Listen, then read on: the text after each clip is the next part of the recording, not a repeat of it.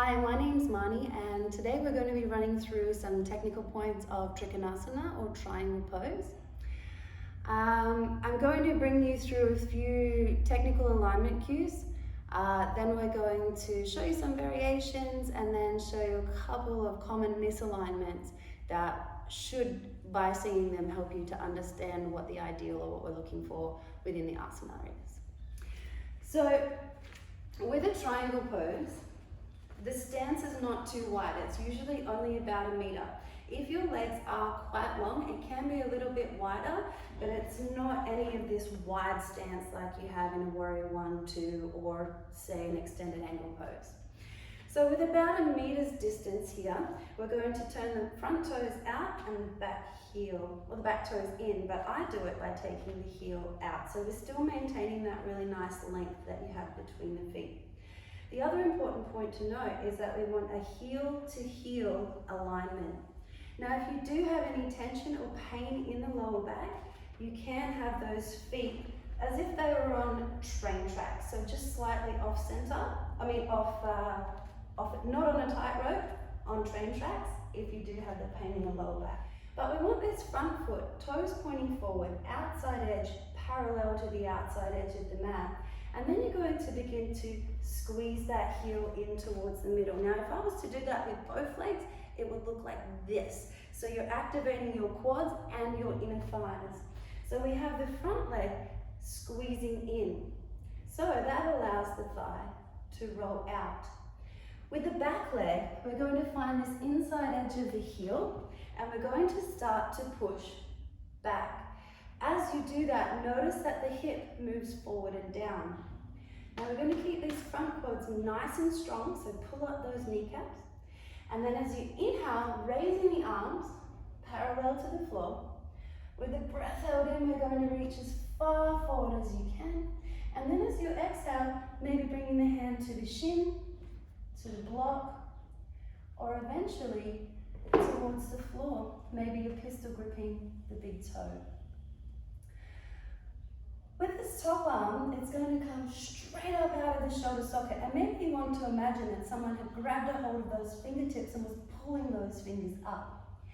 If you have any tension in the neck, we have the neck facing, or the head facing down, forward. If your neck is okay, you can tuck the chin and take the gaze to look up. If the gaze is up, we want the forehead higher than the nose to protect the neck. So what we're looking for is lots of beautiful triangle shapes throughout the body. To come out of the pose, we take the gaze down, bend the front knee, strong quads, and inhale, coming up.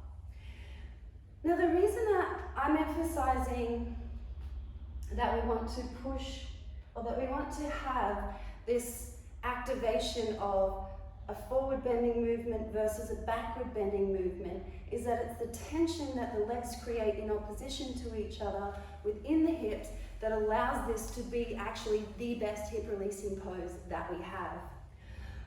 Another way you can do it is to come into a wall, and this is a really nice way to be able to encourage this rotation that we have through the torso.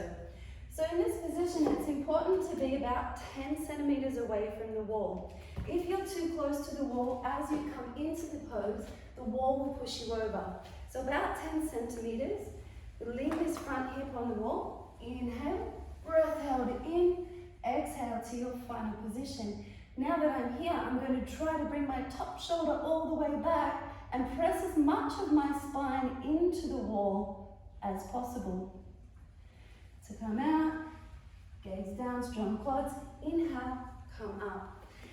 The other alignment thing that I really wanted to bring up with you, and it's not just in triangle pose, really it's in like a lot of extended angle and things, anytime, or a thread the needle, anytime we have this top arm up, it's something that we see quite often. So as I come into the pose, I'm going to demonstrate for you. As we try to encourage a rotation through the torso, often people feel that they will have that arm drawn back, and that's what's going to increase the rotation through the rib cage.